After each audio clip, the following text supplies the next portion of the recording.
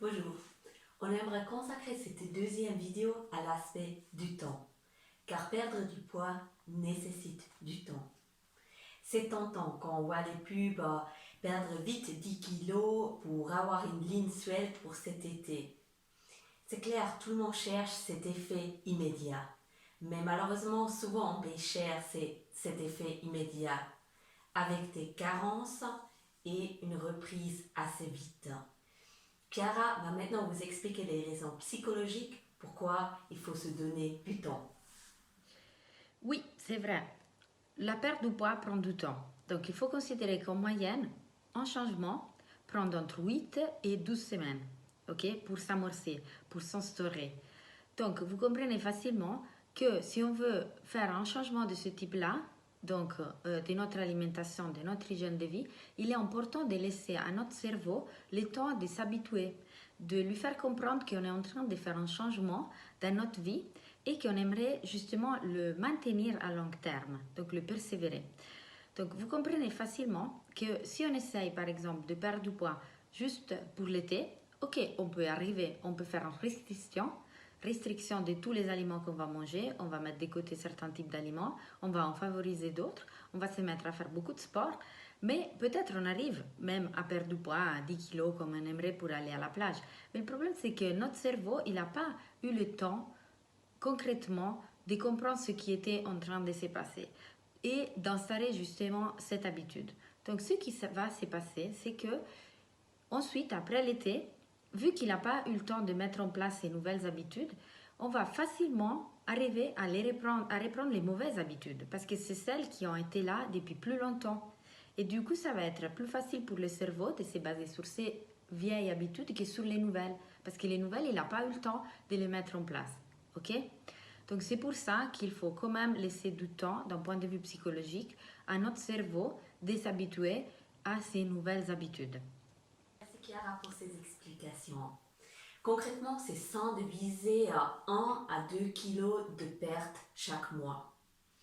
Certaines personnes vont perdre plus rapidement au début, après ça va se ralentir. D'autres personnes, ça prend un peu de temps avant que ça ne démarre. Il y a plein de facteurs qui jouent un rôle, notamment l'âge, le sexe et votre physique de base.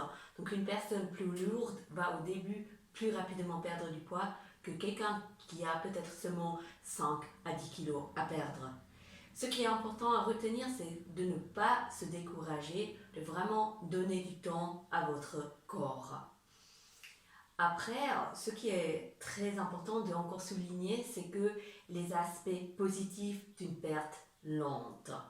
C'est surtout votre masse musculaire qui va en profiter parce qu'en perdant lentement du poids, vous pouvez garder votre masse musculaire intacte.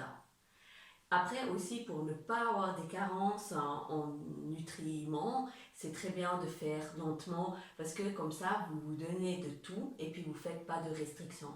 Parce que si vous faites une restriction et vous ne mangez pas de tout, c'est très facile d'avoir des carences après. Puis, troisième chose, c'est pour votre peau, de perdre lentement, ça aide à votre peau de garder l'élasticité et puis que vous avez moins de peau qui va après prendre. Donc, il y a plein de raisons positives pour vraiment faire cette perte de poids lentement. J'aimerais encore parler d'un autre sujet, c'est comment se peser. C'est très important ou recommandé même d'avoir un poids de départ pour aussi voir les changements. Ce qu'il faut savoir, c'est que votre poids est fluctuatif, donc c'est pas toujours le même poids. Ça dépend, par exemple, si vous mangez ce que vous avez mangé la veille. Aussi, avant la menstruation pour les femmes, vous allez perdre plus lourd à cause de la rétention d'eau. Donc, en sachant ça, c'est bien de ne pas se peser tous les jours parce que ça peut être un peu stressant parce que chaque jour vous allez à un autre chiffre. Une fois vous êtes positif, vous êtes heureux, l'autre fois vous êtes très triste. Donc, c'est bien de se peser une fois par semaine, peut-être aussi tous les 2 semaines comme vous le sentez. Puis regardez la courbe après plusieurs mois si la tendance est que ça baisse. Mais ne vous stressez pas à cause d'un chiffre. C'est vraiment aussi, si vous allez faire plus de sport, la masse musculaire est plus lourde que la graisse. Donc en faisant plus de sport, ça peut aussi légèrement augmenter votre poids au début. Alors ça, c'est des choses. Alors pour se peser, c'est bien de faire à jeun. Puis aussi d'utiliser toujours la même balance, car les balances ont toujours tendance à avoir un autre chiffre. Donc toujours de faire de la même manière. Voilà, maintenant vous êtes prêts à commencer. Puis retenez pour aujourd'hui, ne faites pas de régime et puis donnez-vous du temps.